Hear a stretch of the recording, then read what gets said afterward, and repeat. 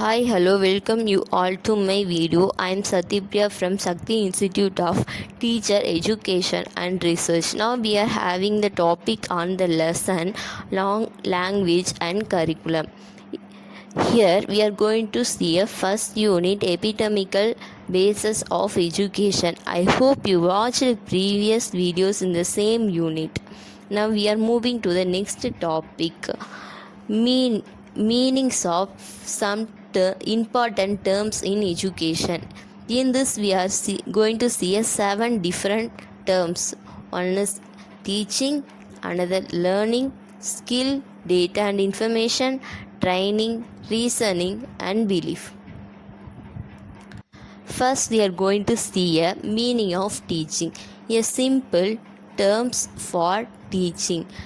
Teaching refers to as a profession of a group called teachers or the activities of a group known as a teachers undertaken to help an individual to acquire knowledge, skill, attitudes and values. இதில் என்ன சொல்ல வராங்க அப்படின்னா, இப்போ ஒருத்தவங்க நம்மளுக்கு ஒன்று சொல்லித்தராங்க அப்படின்னா அதை நம்ம டீச்சிங் அப்படின்னு சொல்லுவோம். இப்போ பர்டிகுலராக ஒரு பர்சனுக்கு ஒருத்தவங்க ஒரு விஷயம் சொல்லித்தராங்க அப்படின்னா அவங்க என்னெல்லாம் அக்வயர் பண்ணுவாங்க, அவங்க நாலேஜ், ஸ்கில், அவங்ககிட்ட நிறைய ஆட்டிடியூட்ஸ்லாம் அவங்க கற்றுக்குவாங்க சொல்லித்தரவங்க கிட்டேருந்து. இதே ஒரு டீச்சர் அப்படின்னு எடுத்துக்கிட்டிங்கன்னா அவங்க ஒரு ஹோல் குரூப் ஆஃப் ஸ்டூடெண்ட்ஸ்க்கு அவங்க சொல்லித்தருவாங்க. அவங்கள தான் டீச்சர்ஸ் அப்படின்னு சொல்கிறோம். ஒரு குரூப்பாக ஒருத்தவங்களுக்கு ஒரு விஷயத்த சொல்லித்தராங்க அப்படின்னா அவங்கள டீச்சர்ஸ் அப்படின்னு சொல்கிறோம். அப்படின்னா டீச்சிங் எதை ரெஃபர் பண்ணுது அப்படின்னா ஒரு ப்ரொஃபஷனில் இருக்கிறவங்கள தான் நம்ம டீச்சர்ஸ் அப்படின்னு சொல்கிறோம். அவங்க நம்மளுக்கு நிறைய விஷயத்த சொல்லித்தராங்க. அந்த சொல்லித்தரவங்கள தான் நம்ம ஆக்சுவலாக டீச்சர்ஸ் அப்படின்னு இங்கே நம்ம சொல்கிறோம். அவங்க நம்மளுக்கு என்னெல்லாம் சொல்லித்தருவாங்க அப்படின்னா நாலேஜ்லாம் நம்ம எப்படி கெயின் பண்ணலாம், இந்த சொசைட்டியை பற்றி நம்ம என்னெல்லாம் தெரிஞ்சுக்கலாம் அப்படிங்கிறதெல்லாம் அவங்க சொல்லித்தருவாங்க. ஸ்கில் அப்படின்னா நம்மக்கிட்ட என்னென்ன ஸ்கில்ஸ்லாம் இருக்குது அப்படிங்கிறத அவங்க அப்சர்வ் பண்ணி அவங்க அதுக்கு தனி கான்சன்ட்ரேட் பண்ணி நம்மளுக்கு சொல்லித்தருவாங்க. அதே மாதிரி ஆட்டிடியூட்ஸ் அண்ட் வேல்யூஸ் அப்படின்னு சொல்கிறாங்க. இப்போது அதோட மெயின் கான்செப்ட் என்ன, இப்போ லேர்னிங் மீனிங் ஆஃப் டீச்சிங் அப்படின்னா அதோட மெயின் கான்செப்ட் என்ன அப்படிங்கிறத நம்ம நெக்ஸ்ட் பார்க்க போகிறோம். இந்த concept of teaching is not a simple, it is a very complex society, culture and epistemical process designed in a social or cultural constant. As teaching gets paired in a social contents, it is highly flexible and dynamic to the change in social structure, cultural environment, ideals and values of people's society and policies of the government. இப்போது நம்மளுக்கு ஒரு விஷயம் ஒருத்தவங்க நம்ம சொல்லித்தராங்க அப்படின்னா அவங்ககிட்டேருந்து நம்ம நிறைய விஷயம் கற்றுக்கலாம் அப்படின்னு சொல்கிறாங்க. இந்த சொசைட்டியில் என்ன நடக்குது, இந்த சொசைட்டியில் என்னெல்லாம் பண்ணுறாங்க, நம்மளோட நாலேஜ் வச்சு நம்ம என்னெல்லாம் சேஞ்ச் பண்ணலாம், இந்த கவர்மெண்ட்லேருந்து என்னெல்லாம் பாலிசிஸ் இருக்குது, இங்கே என்ன அதை நம்ம எப்படி கற்றுக்கலாம், அது மூலிமா என்ன நம்ம சொசைட்டிக்கு பண்ணலாம் அப்படிங்கிறத பற்றி சொல்கிறாங்க. அடுத்து வேல்யூஸ் ஆஃப் பீப்புள்ஸ்னால் ஒவ்வொரு பீப்புள்ஸ்க்கும் ஒரு வேல்யூஸ் இருக்கும். அதை நம்ம நாலேஜ் மூலிமா அப்சர்வ் பண்ணலாம் அப்படின்னு சொல்கிறாங்க. அடுத்து ஒரு டீச்சிங் அப்படிங்கிறது ரொம்ப ஈஸியான விஷயம் கிடையாது அப்படின்னு சொல்கிறாங்க. ஏன்னா நம்மளோட சொசைட்டி ரொம்ப காம்ப்ளெக்ஸாக ரொம்ப இந்த சொசைட்டியில் நிறைய டைப்ஸ் ஆஃப் பீப்புள்ஸ் இருக்காங்க. அவங்களுக்கு ஏற்ற மாதிரி தான் நம்ம சொல்லித்தர முடியும். அதனால் சொல்லித்தரது டீச்சிங் அப்படிங்கிறது ரொம்ப சிம்பிளான ஒரு விஷயம் கிடையாது அப்படின்னு சொல்கிறாங்க. பட் ஆனால் டீச்சிங் நம்மளுக்கு சொல்லித்தரவங்க நிறைய விஷயத்தை பற்றி சொல்லித்தராங்க. இந்த சொசைட்டியை பற்றி, இந்த என்விரான்மெண்ட் பற்றி, நம்மளோட கல்ச்சுரல், நம்மளோட சோசியல் ஸ்ட்ரக்சர் எல்லாத்த பற்றியுமே சொல்லித்தராங்க.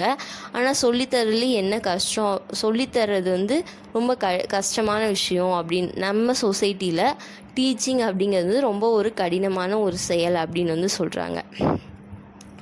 அதான் இந்த concept of teaching is not a simple. அதாவது இந்த டீச்சிங்கிற கான்செப்டே ரொம்ப ஈஸி கிடையாது. அது ரொம்ப நம்ம சொசைட்டிக்கு அது ரொம்ப வந்து கொஞ்சம் வந்து டிஃபிகல்ட்டான விஷயம் அப்படின்னு வந்து சொல்கிறாங்க. புரிஞ்சுங்களா? டீச்சிங் அப்படின்னா என்னென்னா, ஒரு விஷயம் வந்து நம்மளுக்கு ஒருத்தவங்க சொல்லித்தராங்க, அதை நம்ம வந்து கற்றுக்குறோம். இந்த சொசைட்டியில் என்னெல்லாம் நடக்குது அப்படிங்கிறத பற்றிலாம் வந்து அவங்க சொல்லித்தராங்க, அதை நம்ம வந்து கற்றுக்குறோம். அந்த சொல்லித்தரவங்களை தான் வந்து நம்ம வந்து டீச்சர்ஸ் அப்படின்னு வந்து சொல்கிறோம். இப்போ டீச்சர்ஸ் மட்டுமே நம்மளுக்கு சொல்லித்தரலாமா அப்படின்னா அப்படி கிடையாது. நம்மளுக்கு லைஃப்பில் யார் வேணாலும் என்ன வேணாலும் வந்து நம்மளுக்கு வந்து டீச் பண்ணியிருக்கலாம். அதை நம்ம எந்த அளவுக்கு வந்து எடுத்துக்கிறோம் அப்படிங்கிறது தான் வந்து இங்கே மேட்டர். இப்போ வந்து நம்ம வந்து நெக்ஸ்ட் டாபிக் போகலாம், லேர்னிங். இப்போ நம்மளுக்கு ஒரு விஷயத்தை வந்து ஒருத்தவங்க சொல்லி தந்துட்டாங்க. இப்போ அதை எப்படி நம்ம வந்து லேர்ன் பண்ணிக்கலாம் அப்படிங்கிறத பற்றி தான் பார்க்க போகிறோம். இப்போ வந்து கான்செப்ட் ஆஃப் லேர்னிங். இந்த கான்செப்ட் ஆஃப் லேர்னிங்கில் வந்து என்ன சொல்கிறாங்கன்னா, சைக்கலாஜிஸ்ட் defined learning as a relatively permanent change in behavior which occurs as a result of activity, training, practice or experience. This define of learning has a 3 important element. இங்கே என்ன சொல்கிறாங்க அப்படின்னா, learning அப்படிங்கிறது எதோட வெளிப்பாடு அப்படின்னா நம்மளோட பிஹேவியர்ஸோட அவுட்கம் தான் வந்து நம்மளோட லேர்னிங். நம்ம என்ன லேர்ன் பண்ணிக்கிறோமோ அதுதான் நம்ம வந்து பிஹேவியரில் வந்து தெரியும் அப்படிங்கிறது வந்து சைக்காலஜிக்கலாக அவங்க வந்து ப்ரூவ் பண்ணியிருக்காங்க. இப்போ வந்து அதோட 3 எலமெண்ட் என்னென்னு பார்க்க போகிறோம். ஃபஸ்ட் ஒன் வந்து learning result in change in behaviour. அதாவது நம்ம வந்து ஃபஸ்ட்டு சொன்ன மாதிரி இந்த லேர்னிங் அப்படிங்கிறது வந்து எதோட வெளிப்பாடு, எதோட அவுட்கம் அப்படின்னா நம்மளோட பிஹேவியரோட அவுட்கம் தான் வந்து இந்த லேர்னிங் அப்படின்னு சொல்கிறாங்க. அடுத்து it is a change that place through practice or experience. ஒரு ப்ராக்டிஸ், நம்ம ஒரு விஷயத்தை வந்து தொடர்ந்து செய்யறனாலையோ ஒரு எக்ஸ்பீரியன்ஸ்னாலேயோ தான் வந்து நம்மளோட அந்த லேர்னிங்கை வந்து நம்மளால் வந்து கற்றுக்க முடியும், ஒரு விஷயத்தை வந்து நம்ம லேர்ன் பண்ண முடியும் அப்படின்னு வந்து சொல்கிறாங்க. அடுத்து வந்து before if it take B called learning the change must be relatively permanent. இப்போ வந்து நம்ம லேர்ன் பண்ணிக்கிட்டு அந்த சேஞ்ச் நம்மக்கிட்ட இருக்கிற சேஞ்ச் வந்து லைஃப் லாங் பர்மனெண்ட்டாக இருக்கணும் அப்படின்னு வந்து சொல்கிறாங்க. ஒரு விஷயம் படித்தவங்க அப்படின்னா அதுக்கு தகுந்த மாதிரி நம்ம நடந்துக்கிறோம் இல்லையா, அதை தான் வந்து லேர்னிங். நம்ம என்ன கற்றுக்கிட்டோம், நம்ம கற்றுக்கிட்டது மாதிரி தான் நம்மளோட ஹேபிட்ஸ் வந்து இருக்கணும் அப்படின்னு வந்து சொல்கிறாங்க. இந்த லேர்னிங் அப்படிங்கிறது ரொம்ப சிம்பிளான கான்செப்ட். நம்ம என்ன லேர்ன் பண்ணிக்கிறோம் அதோட அவுட்கம் தான் வந்து நம்மளோட பிஹேவியர் அப்படின்னு சொல்கிறாங்க. நம்மளோட ப்ராக்டிஸ் அண்ட் எக்ஸ்பீரியன்ஸ் கூட நம்மளோட பிஹேவியரை வந்து சேஞ்ச் பண்ணலாம் அப்படின்னு வந்து சொல்கிறாங்க. அடுத்து நம்ம எதை பற்றி பார்க்க போகிறோம் அப்படின்னா வந்து skills, concept of skills. First வந்து நம்ம டீச்சிங் பற்றி பார்த்தாச்சு. டீச்சிங்னா என்ன, ஒரு விஷயம் நம்மளுக்கு வந்து ஒருத்தவங்க சொல்லிக் கொடுக்குறது வந்து டீச்சிங் அப்படின்னு வந்து சொல்கிறோம். அவங்க வந்து இந்த சொசைட்டி பேஸஸாக நம்மளுக்கு நிறையா வந்து சொல்லிக் கொடுக்குறாங்க. அடுத்து எதை பற்றி பார்த்தோன்னா, நம்ம வந்து லேர்னிங்கை பற்றி பார்த்தோம். நம்ம எதை கற்றுக்குறோமோ அதோட அவுட்கம் தான் வந்து நம்மளோட பிஹேவியராக இருக்கும். அப்படி ப்ராக்டிஸ் ஆர் எக்ஸ்பீரியன்ஸ் வந்து நம்ம எதை பற்றி தொடர்ந்து கற்றுக்கிட்டே இருக்கோமோ அதுதான் வந்து நம்ம லேர்னிங் அப்படின்னு வந்து சொல்கிறோம். ஒரு விஷயத்தை நம்ம திரும்ப கற்றுக்கிட்டே இருந்தோம்னா அதை வந்து லேர்னிங் அப்படின்னு வந்து சொல்கிறோம். கான்செப்ட் ஆஃப் ஸ்கில் அப்படின்னா நம்மக்கிட்ட இப்போ வந்து ஒருத்தவங்க இருக்காங்க அப்படின்னா அவங்கக்கிட்ட வந்து ஒரு தனி ஸ்கில் இருக்கும். இப்போ ஒரு பர்சன் இருக்காங்கன்னா அவங்கக்கிட்ட ஒரு ஸ்கில் இருக்கும், இன்னொரு பர்சன்ட்டு இன்னொரு ஸ்கில் இருக்கும். அதை பற்றி தான் நம்ம வந்து பார்க்க போகிறோம். இப்போ வந்து கான்செப்ட் ஆஃப் ஸ்கில் வந்து skill is an ability and capability acquired through deliberate systematic and sustained effect. ஒருத்தவங்ககிட்ட ஒரு தனித்தனி எபிலிட்டி அண்ட் கெப்பாசிட்டி தான் வந்து ஸ்கில் அப்படின்னு வந்து சொல்கிறோம். இதில் வந்து மொத்தம் 3 இருக்குது. Cognitive skill, technical skill, interpersonal skill. இப்போ வந்து ஸ்கில்லுங்கிறது என்னெல்லாம்னா speaking, writing, drawing, painting, fixing the laboratory equipment in a proper way, handling laboratory equipment, preparing simple improved learning aids, driving, operating vehicles, tools and equipments are all permanent through the neuromuscular coordination. Coordination அப்படின்னா என்ன அப்படின்னா physical activities. நம்மளோட physical ஆக்டிவிட்டீஸ்லாம் தான் வந்து நம்ம இங்கே skill அப்படின்னு வந்து சொல்கிறோம். இப்போ இது ஸ்பீக்கிங் நம்மளோட ஃபிசிக்கல் ஆக்டிவிட்டீஸ், ரைட்டிங், ட்ராயிங், இது எல்லாமே வந்து நம்மளோட ஃபிசிக்கல் ஆக்டிவிட்டீஸை வந்து சொல்கிறதா வந்து ஸ்கில் அப்படின்னு வந்து சொல்கிறாங்க. இப்போ வந்து நம்ம டிரைவிங் பண்ணுறோம்ல, வண்டி ஓட்டுறது, சைக்கிள் ஓட்டுறது, அதுக்கப்புறம் நம்ம டூல்ஸ் அப்படின்னா சின்ன சின்ன பார்ட்டில் வந்து நம்ம வந்து ரிமூவ் பண்ணி திருப்பி நம்ம வந்து அதே மாதிரி வந்து ஃபிக்ஸ் பண்ணுவோம்ல, அதெல்லாம் தான் வந்து நம்மக்கிட்ட இருக்க ஒரு ஸ்கில். உங்ககிட்ட வந்து இப்போ ஒருத்தவங்ககிட்ட வந்து நல்லா ட்ராயிங் பண்ணுவாங்க, இன்னொருத்தவங்க நல்லா பெயிண்ட் பண்ணுவாங்க, இன்னொருத்தவங்க நல்லா வந்து பேசுவாங்க. இப்படி ஒவ்வொருத்தவங்ககிட்ட இருக்க ஒரு தனித்திறமை தான் வந்து இங்கே வந்து ஸ்கில் அப்படின்னு வந்து நம்ம சொல்கிறோம். ஓகேங்களா. அடுத்து வந்து teaching skill involves in 4 stage. இப்போ வந்து observing, imitating and adapting changes require. Observing அப்படின்னா என்னென்னா, ஒரு விஷயத்தை நம்ம வந்து அப்சர்வ் பண்ணுறோம் ஃபஸ்ட்டு. இப்போ ஒரு விஷயம் ஒருத்தவங்க பண்ணிகிட்டு இருந்தாங்கன்னா அதை அப்சர்வ் பண்ணி நல்லா உள்வாங்கிட்டு அதை வந்து அடுத்து நம்ம வந்து செய்கிறோம். இமிட்டேட்டிங் அப்படின்னா, இப்போ ஒருத்தவங்க ஒரு விஷயம் பண்ணுறாங்க அப்படின்னா அதை பார்த்து அப்படியே நம்ம வந்து பண்ணுறது, அப்படியே ஜெராக்ஸ் எடுத்த மாதிரி வந்து நம்ம வந்து பண்ணுறது தான் இமிட்டேட்டிங். இப்போ ஒருத்தவங்க இருக்காங்க அப்படின்னா அவங்கள மாதிரியே நம்ம வந்து ஆட்டிடியூட்ஸ், பிஹேவியர் எல்லாமே நம்ம வந்து பண்ணுறதுக்கு பேர் தான் வந்து இமிட்டேட்டிங் அப்படின்னு வந்து சொல்கிறாங்க. அடாப்டிங் சேஞ்ச் ரெக்வயர் அப்படின்னா, இப்போ ஒருத்தவங்கிட்ட இருந்து ஒரே ஒரு பர்டிகுலர் பிஹேவியர் வந்து நம்ம அடாப்ட் நம்ம வந்து எடுத்துக்கிறது. இப்போ வந்து அப்துல் கலாம் இருக்காங்க அப்படின்னா அவங்க ரொம்ப வந்து நாலேஜபிளான பர்சன். அவங்க வந்து நிறைய விஷயம் நம்மளுக்கு சொல்லியிருக்காங்க. அதில் ஒரு விஷயத்த வந்து நம்ம எடுத்து அதுபடி நம்ம வந்து லைஃப் வந்து மூவ் பண்ணுறதா வந்து அடாப்டிங் த சேஞ்ச் ரெக்வயர்டு அப்படின்னு வந்து சொல்கிறாங்க. சரிங்களா. ஃபஸ்ட் வந்து அப்சர்விங் அப்படின்னா ஒரு விஷயத்த வந்து நம்ம அப்சர்வ் பண்ணுறோம். இமிட்டேட்டிங் அப்படின்னா ஒருத்தவங்கள மாதிரி அப்படியே நம்ம வந்து ஜெராக்ஸ் எடுத்த மாதிரி இமிட்டேட் பண்ணுறது. அடாப்டிங் அப்படின்னா ஒரு பர்டிகுலராக ஒரு விஷயத்த ஒருத்தவங்ககிட்டேருந்து நம்ம வந்து அப்சர்வ் பண்ணி எடுத்து அதுபடி நம்ம வந்து நடந்துக்கிறது. அடுத்து கான்செப்ட் ஆஃப் ட்ரைனிங்னால் நம்மளுக்கு ஈஸியாக புரியும். நம்ம வந்து தொடர்ந்து ஒரு விஷயம் நம்ம பண்ணிக்கிட்டே இருக்கோம்னா அதுக்கு பேர் தான் வந்து ட்ரைனிங் அப்படின்னு வந்து சொல்கிறோம். இப்போ வந்து நம்ம பிக்சரில் பார்த்திங்கன்னா இந்த ஒரு மெக்கானிக்கல் ஸ்டூடெண்ட்ஸ் இருக்காங்க. அவங்க பக்கத்தில் வந்து ஒரு ப்ரொஃபஸர் இருக்காங்க. அவங்க என்ன சொல்லித்தராங்க, ஒரு டூல்ஸ் எல்லாம் எப்படி வந்து ரிமூவ் பண்ணி திருப்பி அதை ரீஅரேஞ்ச் பண்ணி வைக்கிறது அப்படிங்கிறத பற்றி அவங்க வந்து அங்கே டீச் பண்ணிகிட்ருக்காங்க. ஸோ இதை வந்து அவங்க ட்ரைனிங்காக மற்ற ஸ்டூடெண்ட்ஸ் வந்து அதை எடுத்துக்கிறாங்க. இதுக்கு பேர் தான் வந்து ட்ரைனிங் அப்படின்னு சொல்கிறாங்க. இன்னொரு பிக்சரில் பாருங்கள், நிறைய பேர் கிரிக்கெட் ப்ராக்டிஸ் பண்ணிக்கிட்டே இருக்காங்க. அவங்க கோச் வந்து ட்ரைனிங் கொடுத்துட்டே இருப்பாங்க. ஒரு ட்ரைனிங் கொடுக்க நம்ம வந்து ட்ரெயின் ஆகதான் வந்து ட்ரைனிங் அப்படின்னு வந்து சொல்கிறாங்க.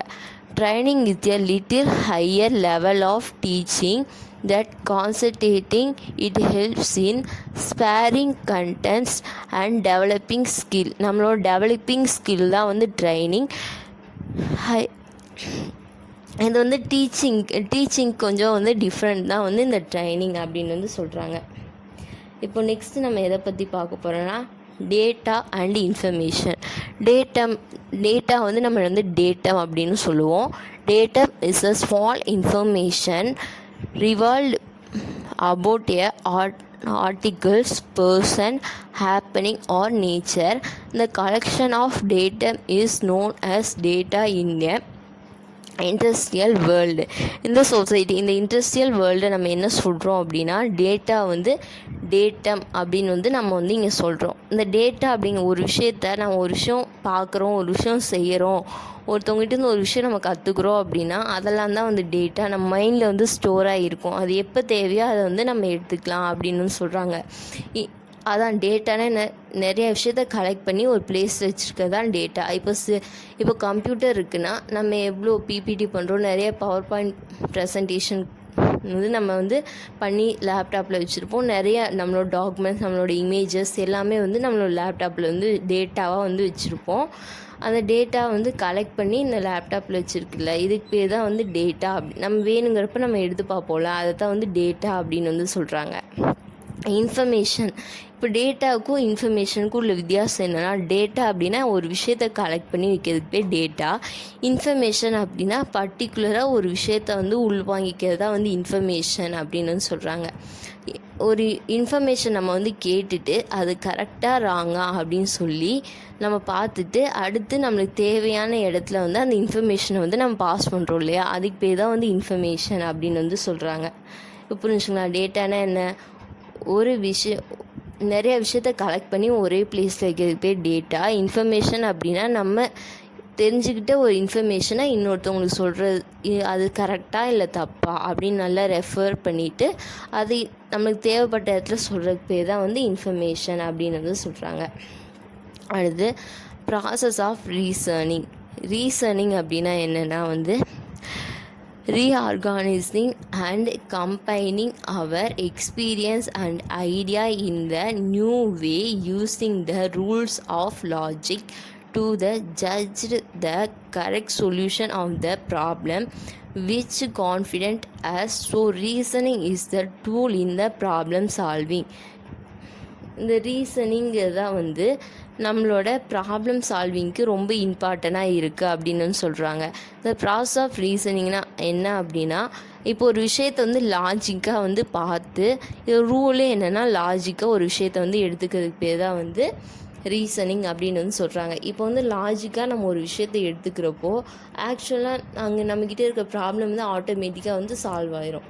இப்போ ஒரு விஷயத்த நம்ம வந்து ரொம்ப டெக்னாலஜிக்கலாக ரொம்ப வந்து இன்க்ளியராக பார்க்காம ஜஸ்ட் ஒரு லாஜிக்கலாக பார்த்தா அந்த ப்ராப்ளம் வந்து ஈஸியாக சால்வ் ஆயிரும்ல, அதை தான் வந்து இங்கே சொல்கிறாங்க. அடுத்து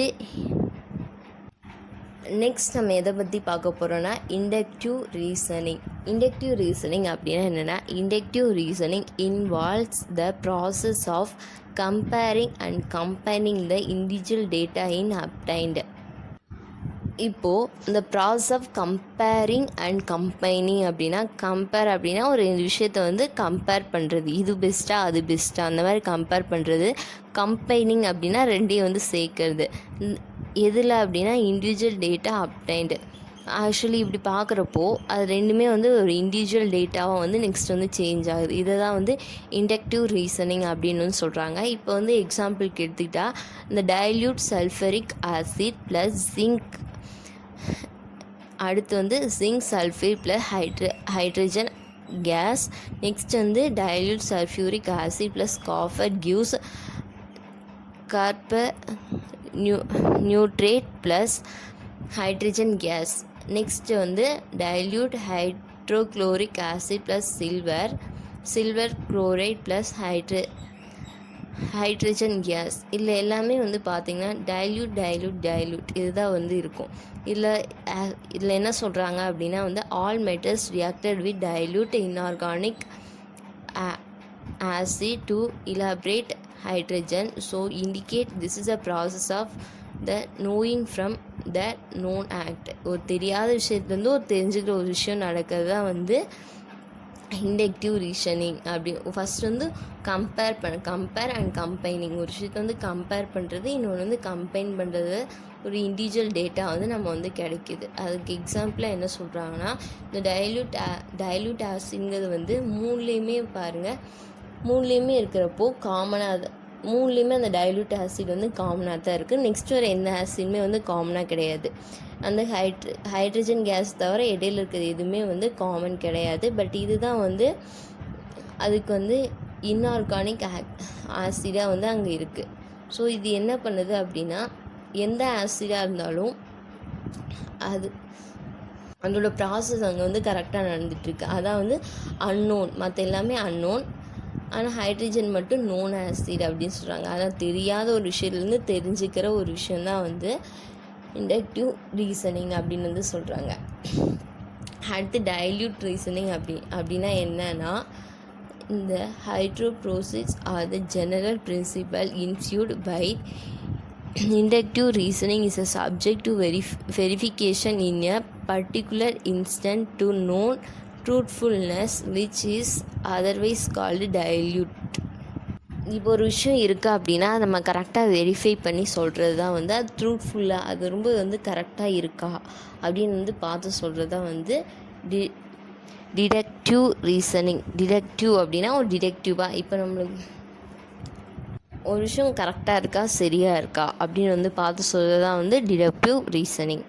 நெக்ஸ்ட் வந்து பிலீஃப். நம்ம வந்து எவ்வளோ பிலீஃப் வச்சுருப்போம், அதெல்லாம் வந்து இங்கே சொல்கிறாங்க. என்னென்னா, belief is the acceptance of something as true even in the absence of proof. ஒரு விஷயம் நம்மளுக்கு வந்து கண்டே பிடிச்சிருக்க மாட்டாங்க, பட் ஆனால் அந்த விஷயத்தை நம்ம நம்புகிறோம் இல்லையா, அதுக்கு பேர் தான் வந்து பிலீஃப் அப்படின்னு வந்து சொல்கிறாங்க.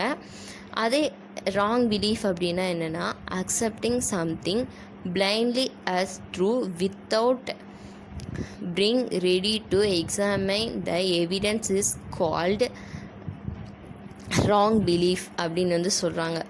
இப்போ என்ன சிம்பிளாக என்ன சொல்லலாம் அப்படின்னா, கடவுள் இருக்கா இல்லையா யாருக்கும் தெரியாது. பட் ஆனால் அதுக்கு எந்த ஒரு ஆப்சன்ஸ் ஆஃப் ப்ரூஃப்மே இல்லை. பட் ஆனால் அதை நம்ம நம்புகிறோம் இல்லையா, அதுக்கு பேர் தான் வந்து பிலீஃப் அப்படின்னு வந்து சொல்கிறாங்க. இப்போ வந்து நெக்ஸ்ட்டு ராங் பிலீஃப் அப்படின்னா என்ன அப்படின்னா, இப்போ ஒரு பர்சன்கிட்ட ஒரு பர்டிகுலர் ஒரு விஷயத்த வந்து ரொம்ப நாளாக நம்பிகிட்டே இருக்காங்க.